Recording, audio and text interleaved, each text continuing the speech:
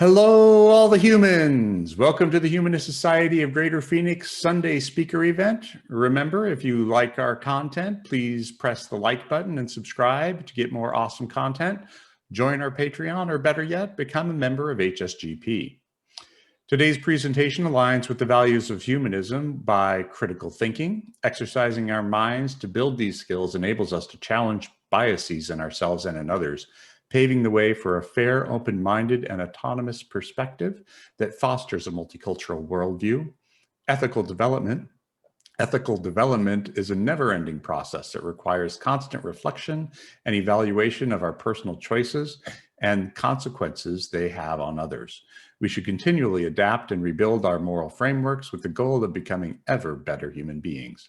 And empathy. In many ways, empathy is the first step to ethical behavior, as it allows us to respond compassionately to the suffering of others and exercise good judgment when our actions may affect someone else. Empathy promotes tolerance, consideration, and compassion amongst us all. Today, we have Richard Dewey with Humanist Meditation, a Practical Approach. After this talk, we will also give away a meditation session to a randomly selected participant in the session. So please stay tuned there. Richard became interested in all matters of the mind back in high school with a keen interest in biofeedback, as well as the science of how the mind works and what can be done outside our normal, usual, mundane experiences. Among the many books that caught Richard's attention was a book entitled The Relaxation Response by Herbert Benson. This book, published in 1975, just after Richard graduated high school, introduced concepts very similar to the current mindfulness meditation techniques known around the world for its effect on the stresses of everyday life. Reading this book began Richard's journey to meditation and incorporating a new way of looking at the mind and how to use it to incorporate or improve many aspects of life. As time progressed, Richard learned about the brain, keeping up as much as possible with the scientific understanding of the time and experimenting with basic meditation techniques to help grapple with personal issues and create a sense of calm that was otherwise lacking. This continued with attending seminars, reading books, learning techniques from prominent psychologists, reading online papers, and sharing concepts and techniques with anyone involved in meditation practices of any kind. All this introduced Richard to new approaches to meditation that helped him reach deeper depths and more insight into the sense of self and to obtain a much better perspective on life. These experiences also taught Richard that meditation can be more than just a mental exercise, as many people perceive it to be, but can also be fun and instructive. Richard went on to experiment with different meditation techniques, develop some of his own, and learn to view meditation with a passion. He has spent 35 years in electronics engineering, during which he developed another passion, teaching and mentoring. Combining these passions is what drives Richard to teach meditation techniques to anyone who is interested. He also found a home with the Humanist Society of Greater Phoenix, where he served as president for 5 years. Being an ardent humanist himself, it is only natural that his teaching meditation brings a philosophy of humanism with it. Please give a big HSGP welcome to Richard Dewey. Richard. Thank you, Ron. Thank you so much for that great introduction. I really appreciate that. And actually, my history slide is, I think you just went over it in much more detail than I'm going to do. But I am so delighted to be here, and I see a lot of faces that I haven't seen in a long time, and obviously quite a few faces that I see kind of on a regular basis. So this is not only going to be fun for me, but it's also going to be instructive, as it always is whenever I do any kind of a talk on meditation or teach meditation. So let me go ahead and get my slideshow started real quick, and just give me a thumbs up, or Ron, let me know if you can see this clearly. Yep, it is good and clear. All right, fantastic. Well, let's just go ahead and move right into it. First thing I want to talk about is the subtitle. Why do I call it a practical approach? I will go into why I call it humanist meditation somewhere else in this presentation, but why do I call it a practical approach?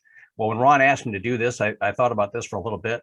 My first thought was maybe secular would be the right word, but I chose to use practical instead, even though it is a secular approach. I mean, by just by the definition of the humanist meditation, is of course going to be a secular approach. But I teach the nuts and bolts. How do people learn how to meditate the most effective way they possibly can? And I do that through a number of different tools that I present in my classes and also in my open sessions. And so it's very practical, and it is a very good way to learn meditation without any woo-woo. It's one of the things I like to tell people, and I usually get a fairly decent laugh when I talk about that. But nevertheless, it is important to acknowledge that the way that I go at this is very practical. Let me see if I can get my slide to move forward again. There we go. So a real brief overview. I mean, this is really a brief overview. I'm going to be doing some definitions in several places in this presentation. We'll talk a very brief history. Believe me, it is brief. Otherwise, I could talk for hours on that alone. And also, I will briefly talk about the science. What do we know about the science of meditation at this point? And of course, I will talk about, and I'm sure those of you that aren't familiar with what I do, you're probably going to want to know, why do I call it humanist meditation? I'll talk about that. I will introduce some ideas on some techniques, some of the ways that I teach meditation, because there's more than one method of meditating. And I'll go over some resources so everybody can learn a little bit how to learn more about meditation from other sources than myself. And of course, a wrap up and a Q&A. And as Ron mentioned, hold your questions until the end, unless you want to put them in the chat window. And then Ron will read those out at the end, and we'll get through all your questions pretty easily. Let's start with a definition. So defining meditation. I think this is probably one of the more complicated things to do, because if you look up meditation in the dictionary, there's a lot of different definitions. But I actually kind of like this one more than anything else, even if I feel like this one's not perfect and it's not entirely complete, it's still pretty good. So the definition of focusing on a specific object or group of objects for a specific period of time for a particular purpose, and that purpose almost always is to create a calm and peaceful state of mind. It can be used for other things. That's why I put "and other things" there. It can be used for other things. Think about athletes using meditation to improve their performance. Think about public speakers, figuring out how to make their public speaking better. I mean, there's a number of different things you can do with meditation, but it's typically about creating a calm and peaceful state of mind. As you will understand as we go through this, lots of different ways to do that. So first of all, before we do that, let's go into a brief history of meditation. When I say brief, I really want to emphasize there is so much history about meditation that's out there. Everything I'm about to tell you, you can easily find by doing a search on the internet. It's a real simple thing to find. One of the first things that we learn when we start looking at this is that there were cave paintings well before written history that show people doing something that looks an awful lot like meditation. So we're pretty sure meditation has been around since before written history. I think that's a pretty important and interesting thing to know. It's been around as long as the human mind is capable of it, as far as we can tell. And note that it has cropped up in one form or another in just about every culture in the world in recorded history. So it's not like it's just been just a strictly Eastern or just Western area. It's been pretty much over the entire world. Lots of recorded history about that. But this is one that I think is really interesting because it kind of changes people's perspective on where meditation actually originated from. A lot of people think it's originally a Buddhist tradition, and in fact, the first written record was actually a Hindu tradition in India sometime around 1500 BCE. So that's that first written record that we have, and that was even before Buddhism existed. So I find that to be an interesting point, but not to say that we didn't get a lot from Buddhism, because we certainly did. No question about that. And around the 6th and 5th centuries BCE, we see it cropping up in Taoist China and Buddhist India. And this is where we start to see some real serious concentration on meditation techniques and in perfecting those. And then again, and this one's kind of fun, in the 1st and 3rd centuries, both, there was Jewish philosophers. There was one in the 1st century and one in the 3rd century who were using meditation in their Jewish traditional religious practices. And that actually in the 1st and 3rd centuries occurred in the Byzantine Empire, which is now Egypt. in that area of Egypt. So I thought that was rather interesting to find that out. And continuing with that, and again, like I said, believe me, this is a very brief history. This is a lot I'm skipping over here. But around the 7th century, we see something cropping up in Buddhist Korea. And I didn't even bring in a mention of Japan, but there's lots of other things that happened right around this time period. And then Eastern Christian traditions in the 4th to 15th centuries, lots of recorded histories about meditation practices during that time period. And also Western Christian traditions from the 6th to 16th century. So we're talking large spans. You can see that this is progressing more and more, various different places. And in most cases, it's part of a religious practice.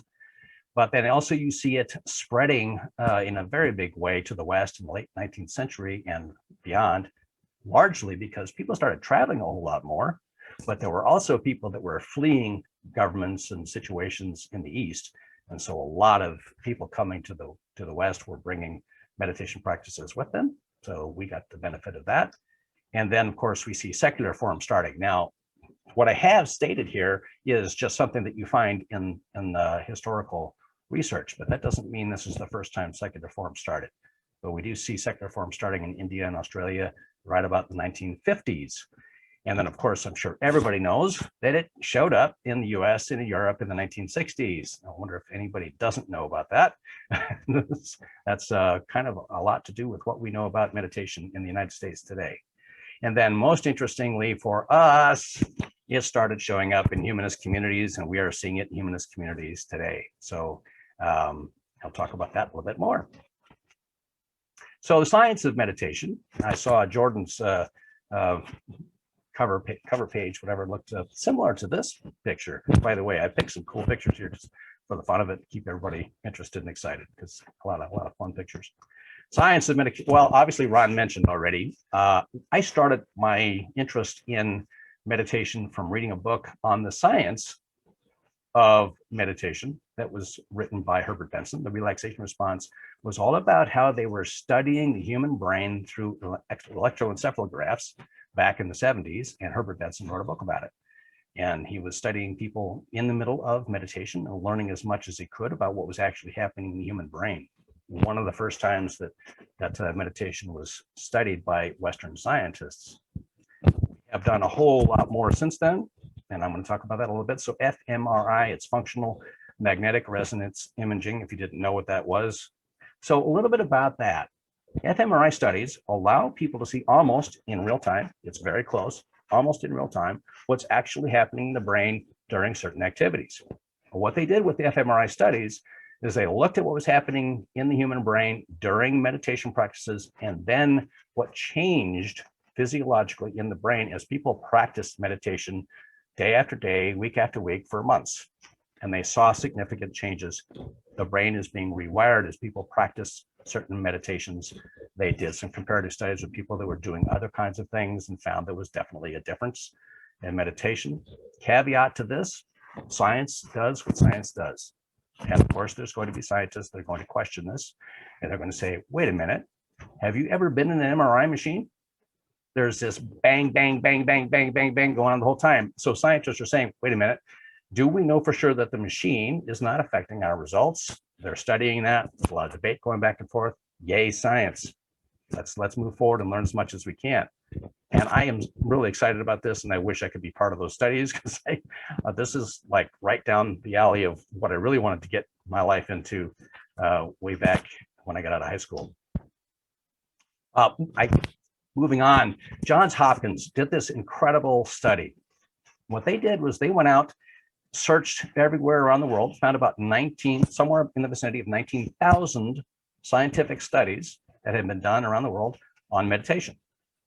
They sifted through them and very carefully looked at each and every one. And out of all of those, about 19,000, they found all of 47, just 47 studies that actually met their standards for a rigorous scientific study. And that's kind of exciting and interesting in and of itself. But it also tells you that there's a lot of junk science out there. So don't trust everything you read, because it's not all relevant. But what they did find, which I thought was very exciting and interesting, And before anybody jumps on me about this, I've got a couple of caveats to this, but they did find that it does reduce anxiety, depression, and some forms of chronic pain. And I think they were specifically looking at mindfulness forms of meditation for that. First caveat to this is does not appear to be that much more effective than drugs or some other forms of treatments. And of course, we know that drugs have side effects, and meditation certainly doesn't. So we do know that it isn't that much more effective than current treatment forms, but it is on par. Okay, it's on par with current treatment protocols. But, well, I shouldn't say that because now people are actually using meditation in the treatment protocols. But second caveat, and this is really important, please listen up. If you have some levels of anxiety or depression, please do not think that you can use meditation to treat yourself. Do please confer with a mental health professional and ask them about meditation and ask them if they would help you to monitor you while you're going through meditation practices to help with anxiety and depression. We know that it does work, but we also know that there are bloody brick walls you can run into if you try to do that on your own. And it'd be a very good idea to have a mental health professional backing you up. So don't think you can do this on your own. If you have any significant anxiety or depression, and same thing with chronic pain, if it isn't obvious, if you have some kind of chronic pain that you don't know what's causing it, go see a doctor, please. Yeah, you can probably control a lot of that pain yourself, but that's not necessarily a good idea if you don't know what's causing it. And of course, if you let it go, it could end up being something very serious, and that could be a big problem. So two major caveats to this, even though we know this is true, we also know that it's smart to involve professionals in the process if you have anything significant. But lots and lots and lots of people meditate without having to worry about that because they don't really have any kind of issues. They just use meditation for wonderful things. We'll talk about that too. Another book about science of meditation is more recent, and you can find this book very easily just by doing a Google search, Altered Traits, Daniel Goleman, and you'll find it. And I'll talk about this book a little bit more later on. But it essentially is talking about, at the time they wrote this, what the current state of science on meditation was at that time. And it's a pretty good book, lots of references. If anybody really wants to get into the science of it, this is a good place to start. I wouldn't go back to the relaxation response. That's old and very out of date. But there's so much out there, lots and lots of scientific papers. But again, like I said before, don't trust everything you read. Make sure that it's lots of peer reviews and validation going with other research groups. Okay, so again, burning question, why do I call it Humanist Meditation? First things first, I lean heavily on evidence, right? And I think all humanists lean heavily on evidence to help us to understand, real empirical evidence, help us understand what is real and what is not real. And so like I said before, I don't do woo-woo, and I keep it pretty significantly based on whatever evidence I can find. So just remember that, and that's a very important humanist value, keeping things evidence-based or relying heavily on empirical evidence to help us to understand what we're actually dealing with. I focus heavily on that, and I try to keep myself up to date on the science as much as I possibly can, and where something isn't well known to be backed up by science, I will definitely mention that whenever I can. Another humanist value, live the most fulfilling life you possibly can. I'll tell you what, if everybody in the world knew how to meditate the way that I do, and the way that Ron does, I know Ron is an aficionado of meditation as well, everybody's lives would be much more fulfilled. And that is one of the wonderful things about meditation. There are so many benefits to it. It doesn't necessarily have to be a problem for you to use meditation. And as Mars mentioned, we definitely want to make the world a better place for all of humanity, right? Thank you, Mars, for mentioning that, because that's actually a true statement. And I believe that 100%. So this is important for me to get this across to everybody.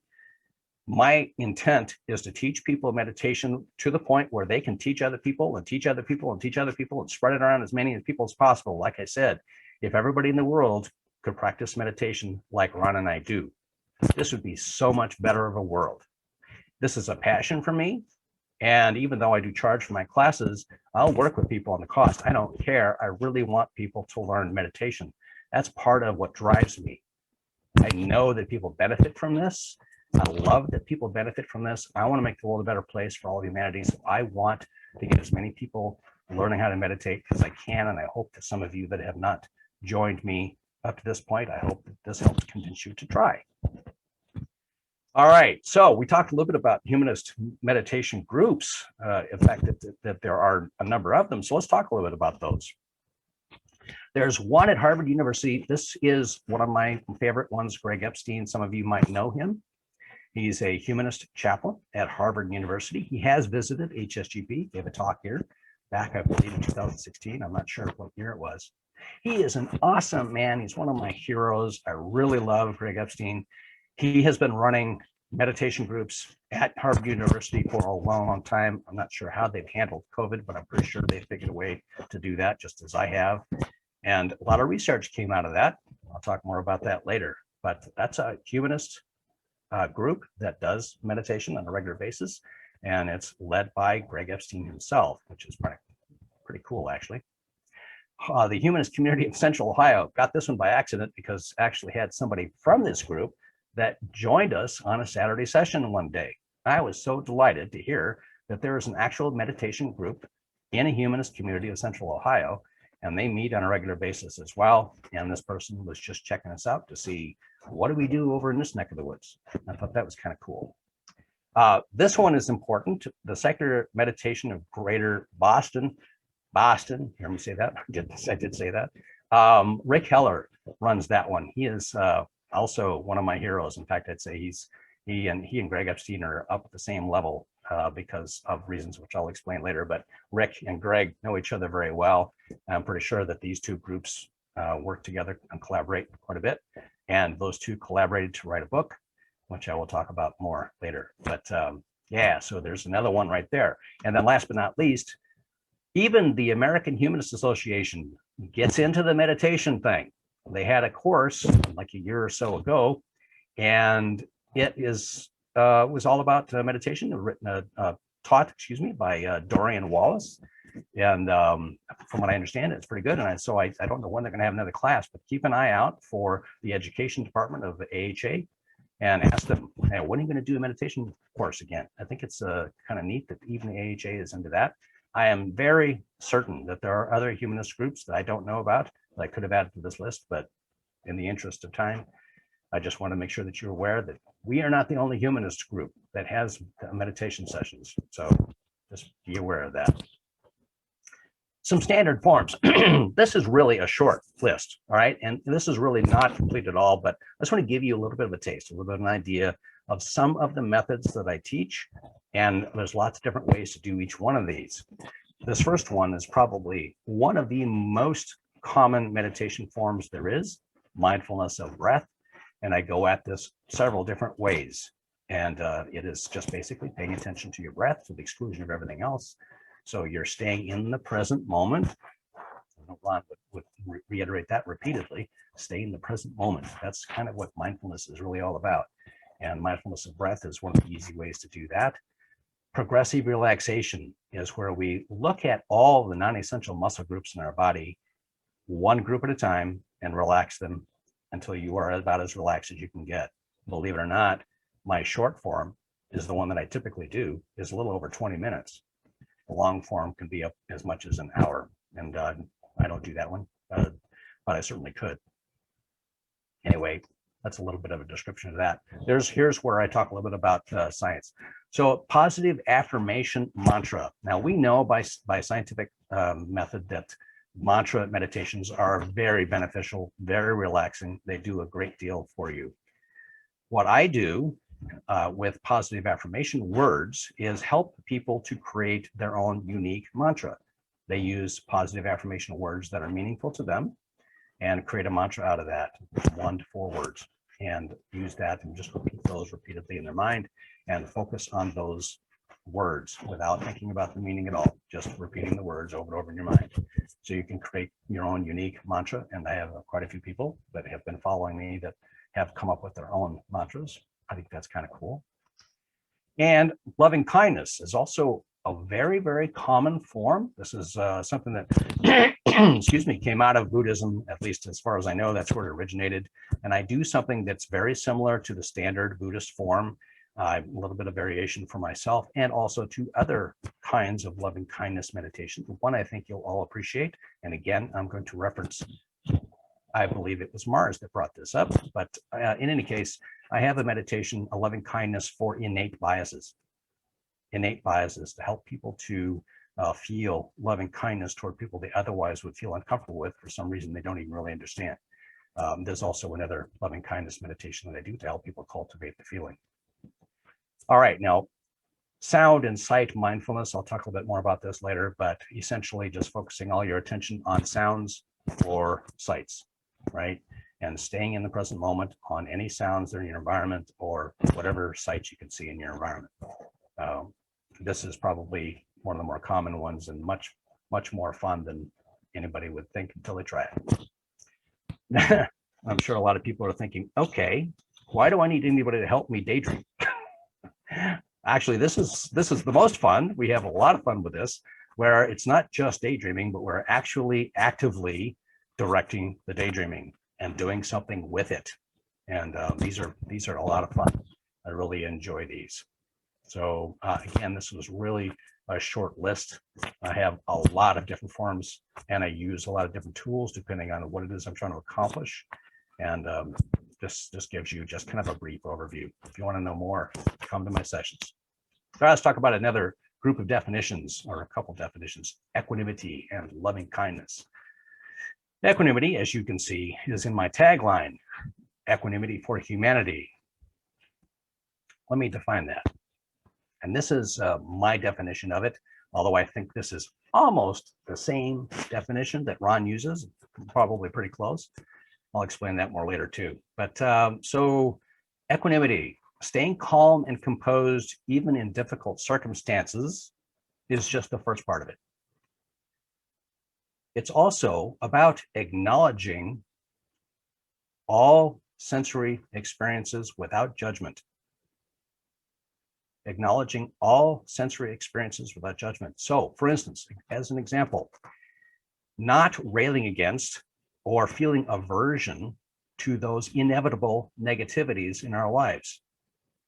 You know, taking positive mitigating action when you can, but not railing against or feelings of aversion for those inevitable negativities. Everything is temporary, right? And everybody has negativities that occur on a regular basis. So staying calm and composed and accepting, or not accepting, but acknowledging all the negative things that happen in our lives is so important. It also means not craving or clinging to those positive things in our lives that inevitably fade. In case I didn't make it clear, everything is temporary, including the positive things in our lives. If we cling to those things or crave those things that are positives in our lives, we're increasing our suffering as those things fade away. I'm sure all of you can think of something that fits that description. So that's the basic definition of equanimity. We practice that. I'll mention that more later. Loving kindness. So what I mean when I say loving kindness in this case, and in the application of it in every meditation, is that powerful feeling of affection one feels when hugging a loved one. And I want to apologize to those people that are here that have heard me describe this incorrectly before. It is a powerful feeling of affection one feels when hugging a loved one. If you can just imagine what that feels like, that rush is not endorphins, it's oxytocin. And I think I've called it endorphins a few times. My apologies for that. It's actually oxytocin. But nevertheless, when you learn how to cultivate that feeling in a moment's notice, that's part of what I teach to do in every single meditation. And if you want to know how that is incorporated, I will be glad to teach you that in any of my sessions. It is infused into every meditation, both of these, equanimity and loving kindness. Again, it's humanist meditation. So infusing equanimity and loving kindness in every meditation absolutely is a humanist thing to do. And in all fairness, it's also a Buddhist thing to do. But nevertheless, I like really reminding people of this. Now, this is almost a silly slide, and I'm apologizing ahead of time for this. So many people have categorized meditation so many different ways, and I find some of it kind of silly and so complex, it really doesn't make a whole heck of a lot of sense. And I'm not particularly happy with what I came up with here either, but this is one that I thought, well, it's probably the simplest one to explain, so let's just go ahead and do that. 3 different categories, not necessarily complete, not necessarily accurate, but close. Controlled focus category essentially is when you are focused on a particular thing to the exclusion of everything else with whatever sense that you're employing. Open monitoring, on the other hand, is opening up your senses to everything. And you can do that a couple of different ways, or more than a couple of different ways, but opening up your senses to everything that's in your environment in the present moment, that's still open monitoring. So it's a little bit different from controlled focus. Last but not least, and the most fun to describe, transcendental. I define it differently than a lot of other people do.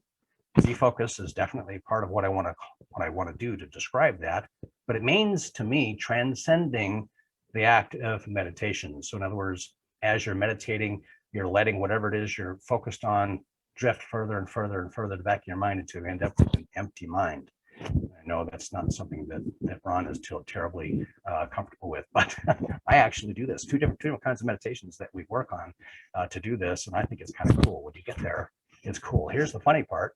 And you look this up, they say that this is effortless.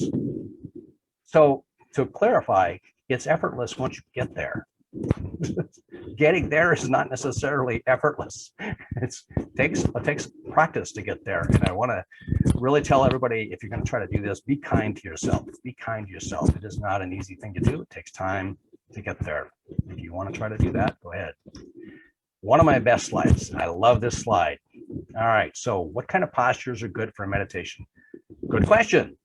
Sitting is obviously a really, really good form of posture when you're going to be meditating. But what you saw earlier when I defined meditation, that somebody's sitting lotus on the ground, probably a lot of you thought at that point, yeah, this is not for me. I can't sit like that. There's just no way I could do that. Well, that's fine, because you don't have to.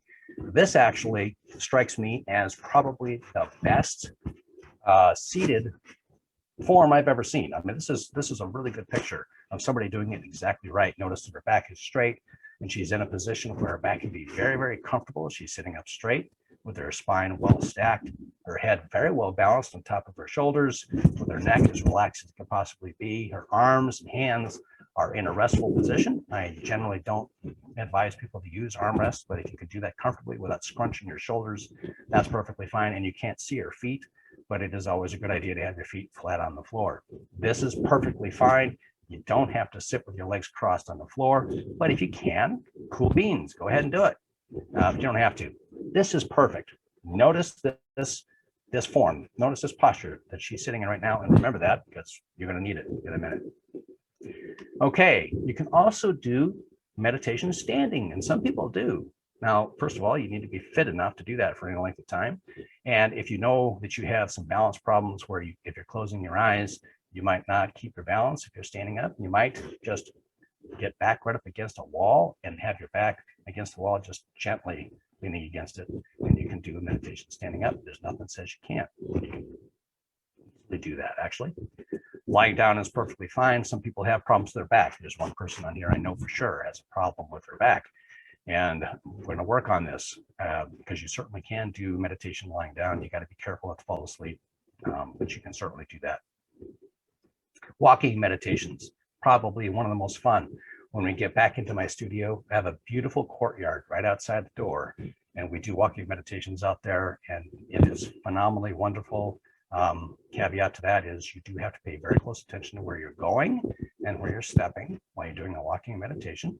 So be very mindful of your environment while you're doing this, but that's kind of the idea. Doing a walking meditation, you're very mindful of everything around your environment. All right, meditations and movement. Just had to mention this because obviously everybody knows yoga is a meditation of movement, and so is Tai Chi. And there are other movement meditations as well. So it's kind of important thing to remember. And in fact, I know one person, I don't think she's on this call, but I know one person that hasn't been able to figure out how to meditate any other way but walking meditation. So, and that's a meditation and movement as well. So just wanted to clarify that. And last but not least, I want to make sure that I reiterate, you don't have to sit like this. I love this picture. I had to throw it in here somehow. I figured out where the heck am I going to put this picture? And then I think, okay, that's a good place. You don't have to do it that way. But again, like I said, if you can meditate comfortably like that, go for it. But you don't have to. Remember that first picture? That's kind of important. Now, if you don't mind, I hope everybody's up for this because we're going to do an audience participation. I'm kind of excited about this. All right, remember that first picture that I showed you? I imagine most everybody is seated at the moment, but I don't really care what position you're in. Just get into a very comfortable posture for you that you can use as I described, except for walking, unless you're walking on right now. If you can't, I want you to close your eyes while you're walking. So, but get in that comfortable meditative posture. What we're going to be doing is we're going to do a mindfulness of sight meditation, and we're just going to do this for 2 minutes, no more, just 2 minutes. So don't, you can breathe a sigh of relief now. It's not going to be a big long thing. It's only going to be 2 minutes, but I think you'll find this interesting. So what we're going to be doing in this one is I'm going to have you notice every little detail of everything that you can see that is in your current environment. Every detail of everything you can see in your current environment, moving nothing but your head and your eyes, leaving the rest of your body as relaxed as you possibly can. And within those 2 minutes, see how many things you can notice that's in your current environment. Now, if you have a problem with your eyesight, every time I mention anything about using your eyes, just keep your eyes closed and just listen. Listen to everything that's in your environment and notice every detail of every sound that is in your environment. Okay, bear with me, people. Let's try this. I want everybody in a comfortable meditative posture. Close your eyes. Take a nice deep breath. And as you let it out, feel all the muscles in your body, all the non-essential muscles, just relax. Nice and relaxed. And as soon as you're ready, go ahead and open your eyes and start noticing every single detail of everything that's in your current environment. Complete equanimity, no judgment. Just notice all the details.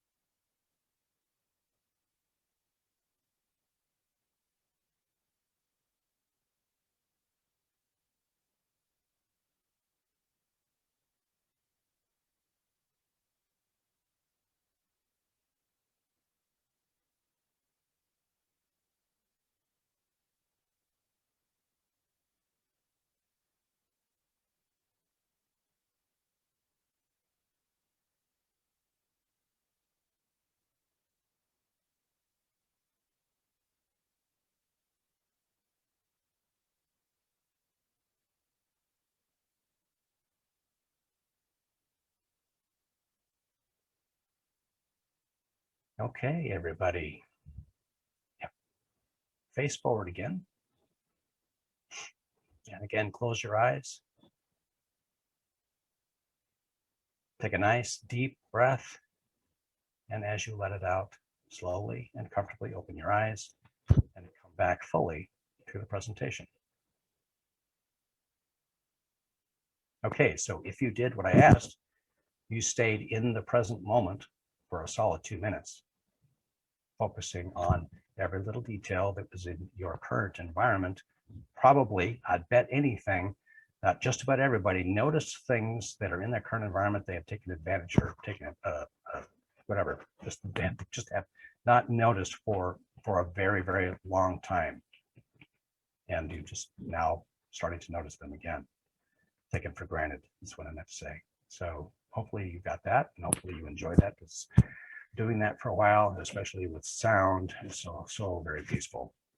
Very, very peaceful. So let's quickly talk about one of my classes. Just so you know, I do have lots of classes that I teach, and these next classes on this particular slide are all 2-hour classes. I know it sounds like a long time. Believe me, when you take my classes, those 2 hours go by very, very quickly. So Fundamentals 1 and Fundamentals 2 is where I really introduce the basics and a lot of the nuts and bolts that you need to learn how to do meditation in the form that I teach, and some simple meditations. And I strongly recommend that if you want to start on this process and you have not yet done meditation before, that's definitely a good place to start. And Fundamentals 1, Fundamentals 2, I love doing this. I used to have just one fundamentals class, try to cram it all into 2 hours, and there was just no way that I could keep it in 2 hours. So I've broken it up, and now these classes are a little bit more flexible, and I can actually cover a lot more tips and how-tos. So that's pretty good. Fun for beginners, exactly what it sounds like. I do some meditations that are just plain fun. I still do some instruction as well for this one, but it's kind of beneficial if you've already done at least one of the fundamentals classes to do fun for beginners, but still you don't have to, want to, and you may very much enjoy that. Opening the mind is allowing us to use our imaginations. We really employ our imaginations in opening the mind. Focus is all about making the object of your meditation fill your mind so much there's no room for anything else. Well, that's what I focus on in that class, is how to make the object of meditation so full in your mind there's no room for anything else. As opposed to fidelity, which probably some people think is kind of a strange name for meditation, but fidelity is really about, think fidelity sound, right? So it's about whatever senses you're employing in the meditation, making those senses as sharp and clear as they can possibly be. So we lean towards learning how to make the senses that we're using in the meditation as sharp and clear as possible. That's what we do in the fidelity class. And last but not least, the overcoming grief class is exactly what it sounds like. And this one is a tough one. It's very emotional, but very cathartic. And I have had people take that class, and tears are pretty common. And it is useful for people that potentially need to overcome something that they are grieving about. Those were all 2-hour classes, every one of those, and those were all structured classes. On this slide, I'm talking about other classes that are not as structured, and they're shorter. The day starter, I offer this 7 o'clock in the morning, every day of the week, 5 days a week, 5 days a week, and it's just 30 minutes long. And you never know what I'm going to provide, what kind of meditation I'm going to provide, or what instruction I'm going to put in there. But if anybody wants that, it's just a 30-minute class. And the flex session I only do on Monday and Wednesday at 7 o'clock in the evening, and it's just a 1-hour session. And again, not as structured, because you never know what I'm going to present as far as meditations or what the instructions will be all about. And it's an hour-long class. And then open sessions. This is part of what I was talking about earlier. I do open sessions every Saturday. I do a 2-hour session from 10 to noon, open to the world, free. I just want everybody to learn meditation. So if you can't afford it, or if you just want to check it out, find out, what is this really all about before I decide to commit to a class, come to the open sessions. And I have quite a few people that come on a regular basis. Very, very different kind of class. Let me go over just basically how a class is run. I start off with a basic introduction, just trying to make sure people feel comfortable and make sure that they can kind of set aside whatever junk they've been dealing with for the day. I also go through an overview, like I did at the beginning of this presentation, a little bit about what I'm going to be covering, and then I do a fair amount of instruction. So it's not just me doing guided meditations. I actually teach people the nuts and bolts. It's important for people to understand how to be an effective meditation practitioner. So I do some good instruction there. And the meditations typically, not always, Typically, they're 20-minute meditations and 1 to 4, depending on the length of the class. My 2-hour classes, typically, I do 4 20-minute meditations, but it's flexible. And different number of meditations for 1-hour class. It might be 2. And 30-minute, usually I just have 1 meditation. So you have a fair idea how I do that. And in every single class and or session, I always have interactive discussion. You don't have to interact if you don't want to, but I have found that when people talk about their experiences, either what they've experienced in their meditation practices up to that day, or what they experienced during the session, interactive discussion really helps not only to understand it better, but also to hear other people's experiences. Really helps people to get a grasp of what it is that we're doing. And like I said, open sessions are very different. There's a lot less instruction in my open sessions, but there's still interactive discussion for those people that want to open up and talk. So it's kind of neat the way the open sessions work. Now for tips and how-tos. Sorry about the curtains. I just love that, but obviously don't want to do that very often because it's time consuming. But tips and how-tos. This is kind of the nuts and bolts stuff that I like to talk about in my sessions. And the first one, time goals. I'm going to spend a little bit of time on this because this is so important to understand. A lot of people are under the impression that if you don't meditate for a certain period of time, it's a waste of time, that you didn't really do anything. That is absolutely false. That is absolutely false. Absolutely. The most important goal is to develop the habit of doing it every day. Even if it's just for a minute or 2. Get in the habit of doing it every single day. That's more important than anything else. The cumulative amount of time that you meditate is very important, but getting that habit developed is more important than anything else. And I recommend, I'm not sure everybody would agree with this, but I recommend 20 to 30 minutes max. I don't see any reason to go over that. If you're doing it every day, I can't think of any reason to go over 20 to 30 minutes. If you get to the habit of doing 20 to 30 minutes and a day comes along when you can't find 20 to 30 minutes, do a minute. Just stay in the habit of doing it every day. Don't ever let that habit fade away. I also would give you a caveat too. I believe that there are some issues if you try to do 2 hours or more every day for a period of time. I think you could run into some problems doing that. So like I said, I like to tell people 20 to 30 minutes is good. And if you're doing that, you're doing some good, and you're going to feel it. You're going to know it.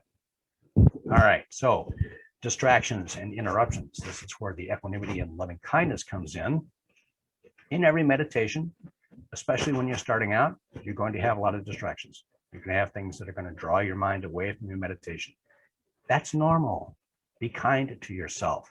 That's a very, very common thing. Monkey mind is real. And it's just about thoughts bouncing around your head all the time. And you're telling your subconscious, hey, let's quiet down the monkeys for a little bit. So distractions and interruptions are inevitable. They will happen. If you acknowledge those as quickly as you can without any judgment at all, that's equanimity, right? And then gently and calmly shift your focus back to your meditation. When you're doing so, give yourself a big surge of loving kindness. You feel it, actually can feel it. And it takes some time to learn how to do that, but give yourself a surge of loving kindness. You want to understand why I feel that's important? Please talk to me. Come to one of my sessions and I'll explain it in detail. But bottom line is, if you practice equanimity and loving kindness in every single meditation, with every distraction and interruption, it will carry over into your everyday life and the way you interact with the rest of the world. I know it does. I've heard it from too many people to not believe that. All right, prompts. Basically, that's any kind of an activity that cues your mind to say, hey, I'm getting ready to meditate. All right, you saw that first picture of, or the picture of the gnome, I guess, with their fingers like this. All right, you don't have to do that, but that is a good way to tell yourself, okay, I'm getting ready to meditate. Another kind of a prompt, lighting a special candle, or lighting a specific incense or something like that, or striking a bell, anything like that. Something that said, or sitting in your best meditation chair that you only use for that purpose. Those kinds of things are called prompts. And if you can learn to not be dependent on them, that's good, so that you can meditate anywhere, anytime. But when you're first starting out, it's a really good idea to have a prompt to work with. Anchors takes actually demonstrating one to figure that out, but anchors are essentially a tool to use to keep you focused when you're in the meditation.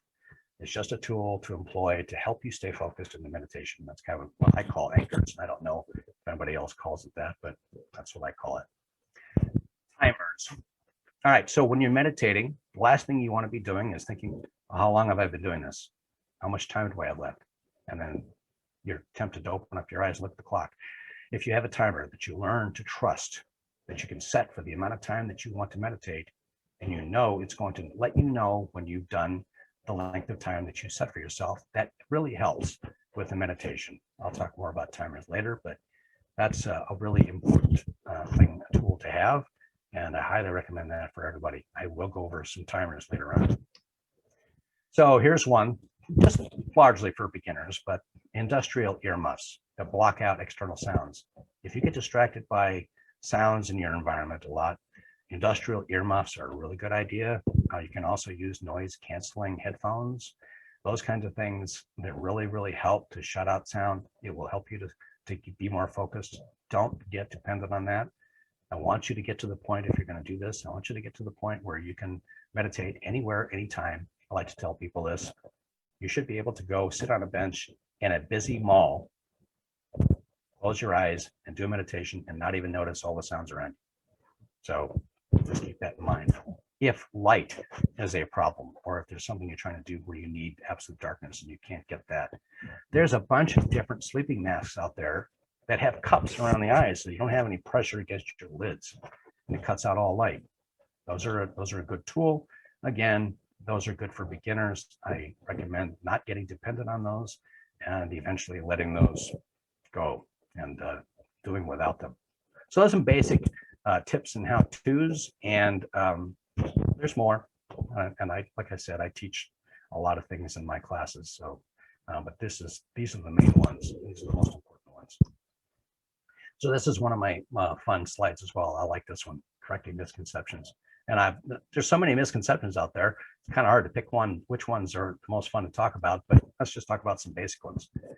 Yeah, in case anybody had the impression that meditation is only good for people that have anxiety or depression or stress or anything like that, well, that's not true. Anybody can benefit from meditation. Everybody can benefit from meditation. There's just so much that you can get from it. Just by practicing meditation, your life is better. That's just a fact. So even though it does help people that have a lot of extra stress or they're absent-minded all the time or something because their mind is just constantly filled with monkeys bouncing all over the place. Yeah, you don't have to have that. You can have, just looking for something new and interesting in your life to bring a different dimension to your life. Meditation can help with that. And this is an interesting statement. Meditation is fairly easy to do. And I put that fairly in there on purpose. If anybody gets the impression that all you have to do is close your eyes and boom, you're deeply in meditation state, well, that's not entirely true either. But just like, so the analogy, lifting weights. All right, so if you're going to be lifting weights, you want to start off with small weights if you need to start off with small weights and very gradually work your way up. Same thing with meditation. You want to start easy and slowly work your way up. But it is easy for anybody to do if you just be kind to yourself and give yourself some time to learn how to do it.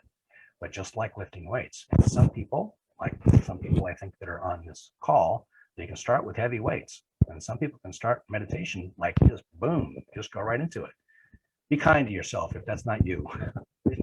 Most people can't just jump right into it and do well. So meditation is fairly easy to do. So in case anybody thought it was really hard, that is not true. All right, meditation is not spiritual or religious. It is not spiritual or religious. Certainly, people have used it for religious practices throughout history. I mean, that's a well-known fact.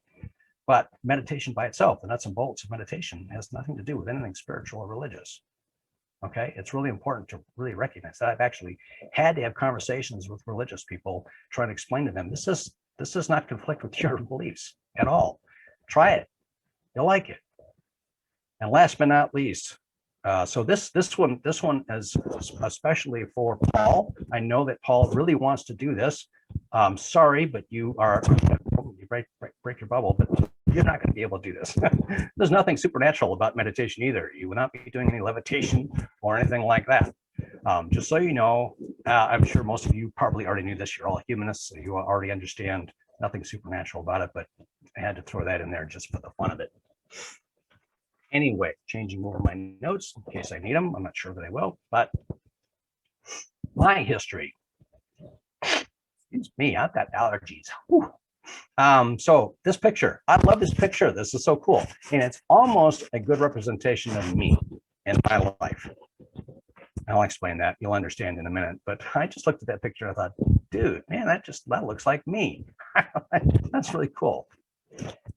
So my history, as I already mentioned, and Ron mentioned, I started with the book Relaxation Response in the 1970s. And to be honest with you, that really stirred up my juices. I just thought, oh, meditation, I need to go down this path.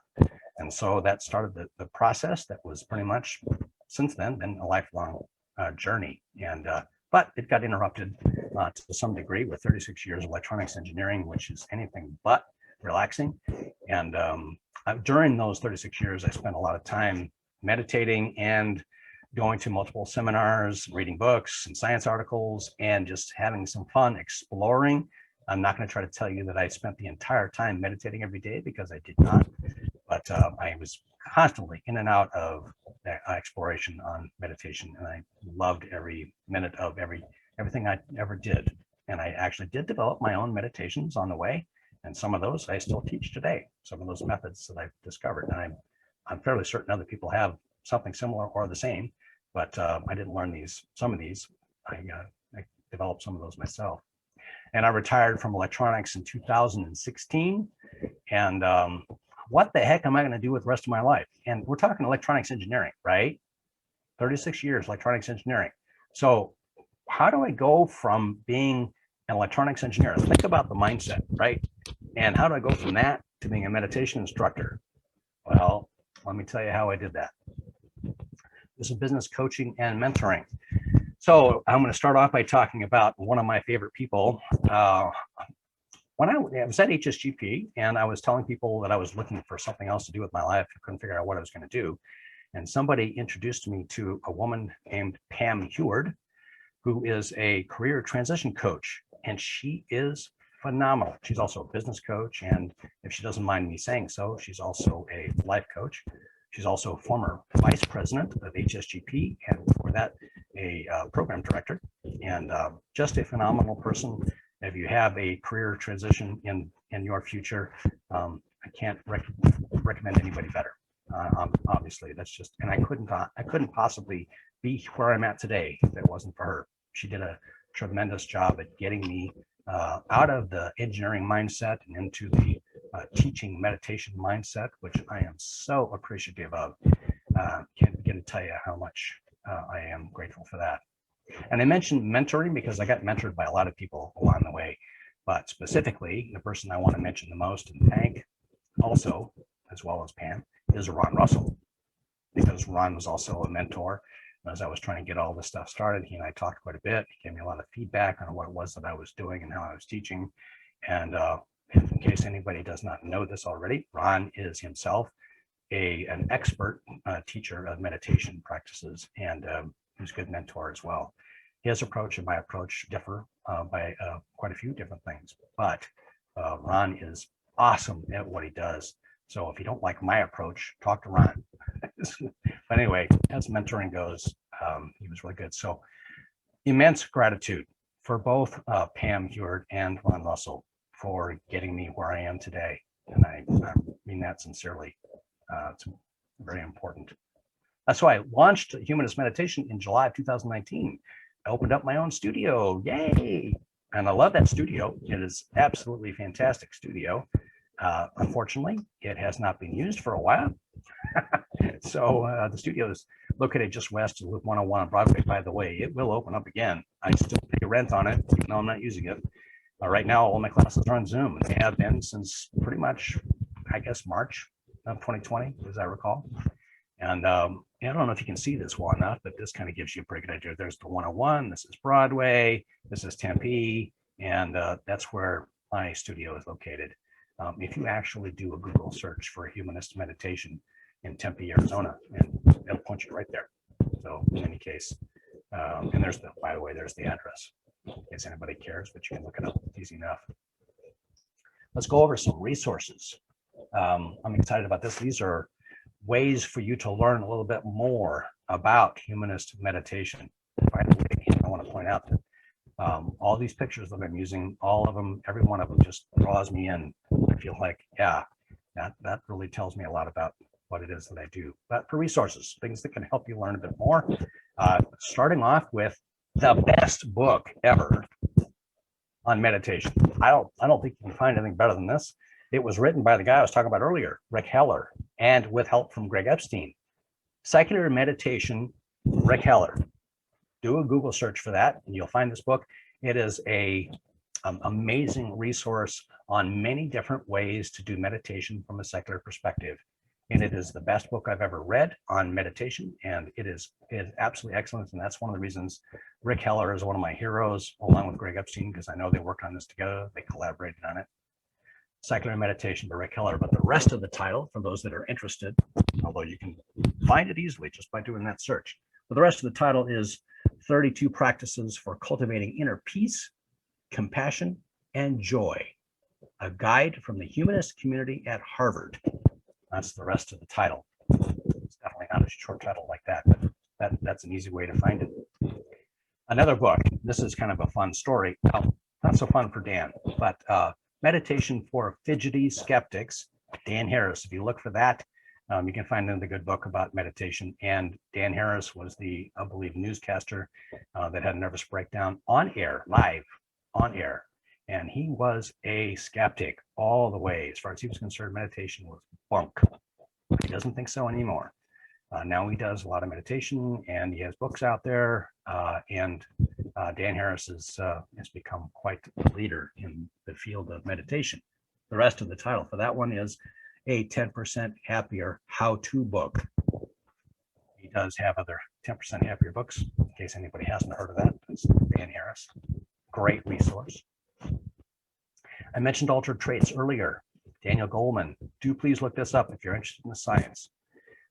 He dives into the science a fair amount, and at least what they knew at the time, and be skeptical. It's okay to be skeptical and research and confirm that what he's pointing to from science perspective is actually validated and peer reviewed and all that good stuff. Just want to read it anyway, just to give you a taste for what science has been doing to understand meditation a little bit better. The rest of the title is Science Reveals How Meditation Changes Your Mind, Body, and your mind, brain, and body. And that's Daniel Goleman and Richard Davidson. I mentioned Richard Davidson earlier, but if you look for altered traits, Daniel Goleman, you'll find the book. Pretty much easy to do. And I mentioned that I was going to talk about timers. So some apps that you could pick up relatively easily. I use the Insight timer on my phone, and it is extremely powerful. Even the free version, and there's a free version and a paid version, but the free version has so much on it that is just absolutely wonderful. It's a great timer to use. Definitely recommend it. And also, a lot of people love Headspace. It has a lot of really good stuff in it. And I've also heard a lot of good words about Calm. I have never experienced anything on Calm, but I know several people that have used it and like it. And like I said, having a timer is extremely valuable. And some of these offer a lot of guided meditations as well, including Insight Timer. You can get access to guided meditations. So these are great resources. You don't necessarily have to have memorized or written down any of this information. On my website, there's a More About tab. Under the More About tab is a Resources tab, and there's a whole lot more resources listed there than this. There's a whole lot more resources on my website, which I will talk about now. And this is the last main slide. So just to give you a little bit of an idea here, my website is humanistmeditation.com. And I recommend that you go there and read and learn as much as you want to know about me without ever having to sign up for anything. Now, learn about what Humanist Meditation is all about and what we do with it. HumanistMeditation.com. My meetup page, which is the only place, well, that's not true, one of two places that I announce my Saturday sessions. I also announce Saturday sessions on the HSGP meetup page. Been doing that for a long time because I think humanists probably would be interested in humanist meditation. Notice the dash between humanist and meditation if you're trying to find that. And my Facebook page is just facebook.com/humanist meditation. And I've lots of things on there as well, including discussions and so forth. And in case anybody doesn't know, I have a team behind me too. I have a web developer. She's awesome. She's absolutely awesome. And she does some advertising for me as well. And sometimes she'll post stuff on my Facebook page that just really are good. Mary is very, very dear friend. She's been doing this for quite a while for me, and I love her. So there's my business phone number. And if you want to call me and you don't remember this phone number, don't worry about it. You can get a hold of Ron or Alex, either one of those two, and they can reach me. But you can just email me as well. It's easy to remember my email, richard@humanistmeditation.com. Best way to get at me is probably through that email address. But if you want to call, and my phone number, by the way, is listed, I think, in all three of those websites that I just mentioned. And so that's it. And I believe Ron is going to facilitate the question and answer. So how about let's get to some question and answer time. Absolutely, Richard. Thank you so much. That was really awesome. Wonderful presentation, and I certainly thank you for doing that for us. With that, we have 30 participants. I rolled a random number from 1 to 30, minus Richard and myself, and got a roll of 21, which, if you look down in the participant list, brings us to Roger, the winner of the meditation session. Congratulations, Roger. Very good. Wait, awesome. Are there more than one Rogers? Roger Blaine.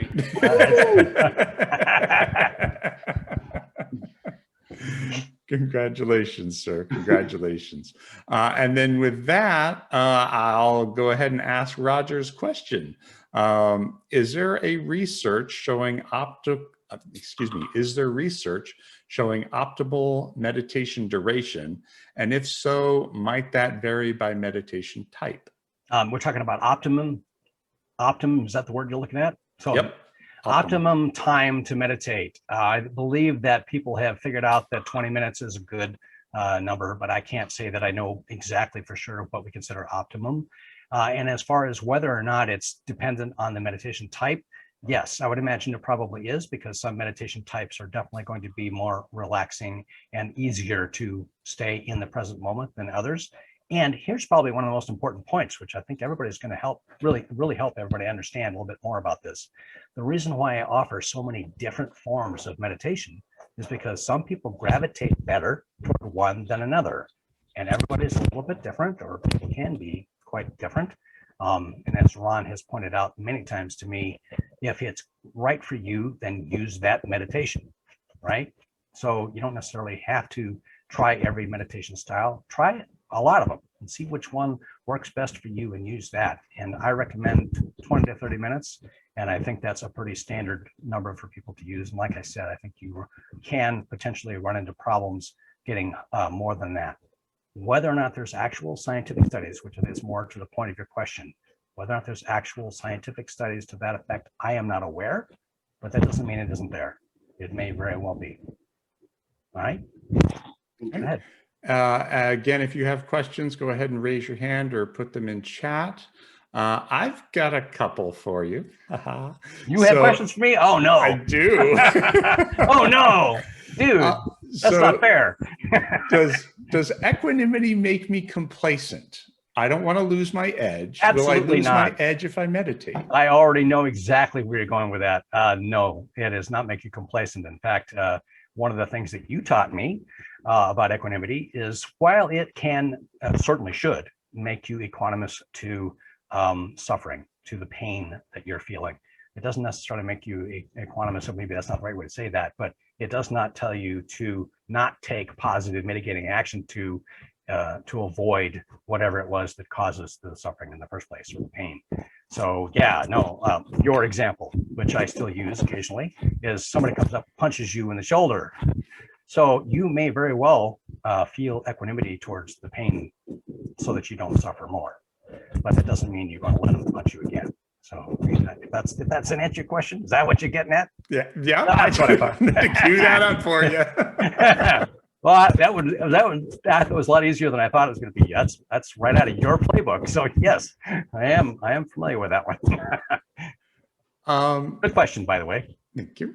And another one, I can't meditate. I get frustrated when I'm supposed to focus on my breath, but spend the time mind wandering.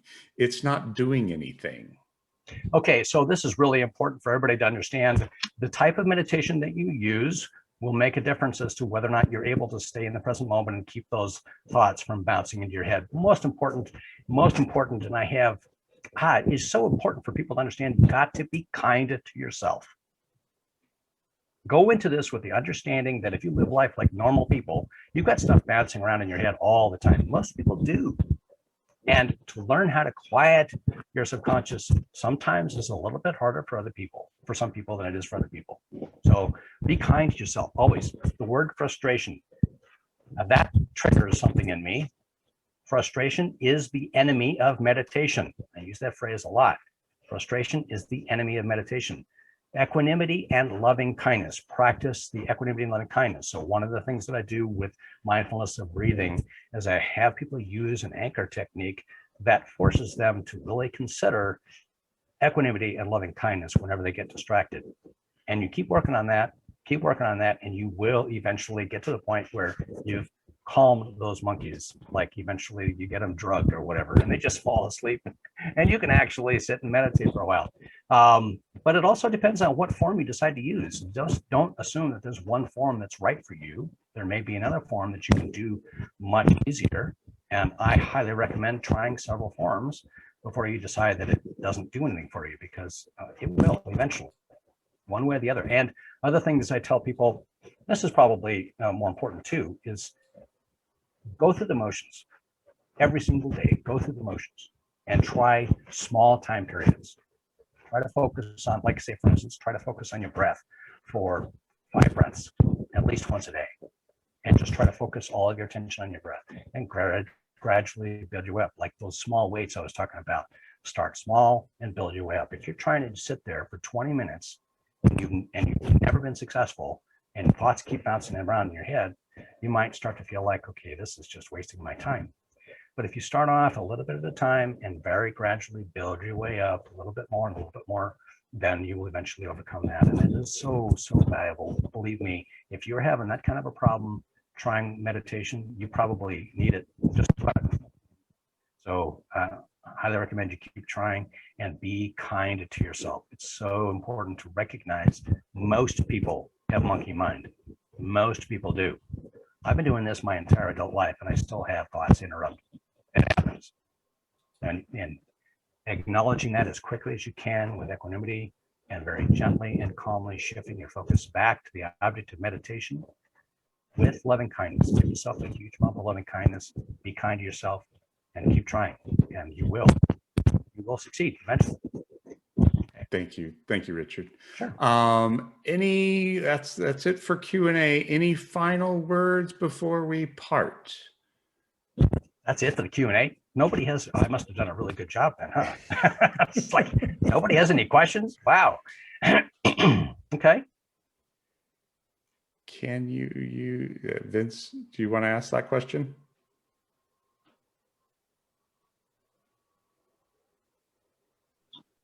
Sorry, yeah, this is Vince.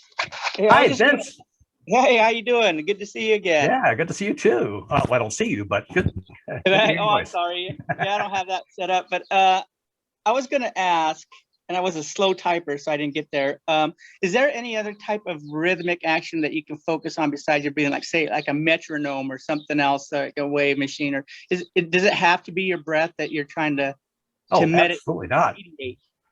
Oh, no. In fact, one of the meditations I like to do is just focusing on the sound of a clock ticking. Yeah, really. Also, listening to nature sounds, and especially those that have a very repetitive, like crickets or something like that. Yeah, believe it or not, you can meditate on crickets. That repetitive sound of a particular cricket in a field of crickets, and it's good to focus on something like that. And just about anything that's repetitive. Believe it or not, I'm almost being facetious here, but I'm not really. You can actually focus all of your meditative attention on the sound of a barking dog. If the dog won't stop, then use that as your meditation. And I'm serious. Really do that. So yeah, any repetitive thing. If you're asking about what I think you're asking about, I don't recommend that you focus on your beating heart. You can do that for short periods of time, but I really don't want people to get in the habit of doing that, because I don't want you to think that you can control your heartbeat. That's not a good thing. So that's a caveat. But just about anything else, if it's repetitive, yeah, focus on it. Yeah, absolutely. Does that help, Vince? Yeah, thank you so much. Yeah, and I'm looking forward to going to your class again once you open up. Sounds good. Love to see you there. Okay. Yeah, thank you. Sure. All righty. And with that, we will go ahead and close it. Feel free to hang out afterwards. As always, if you enjoyed our content, hit the subscribe button, contribute to our Patreon, become a member of HSGP, or volunteer to make the magic happen. Be well, stay safe, and goodbye, HSGP. So we are staying on to chat if anybody wants to. Is that what we're doing, Ron? Yep. Okay. We Happy have to chat with some of the people.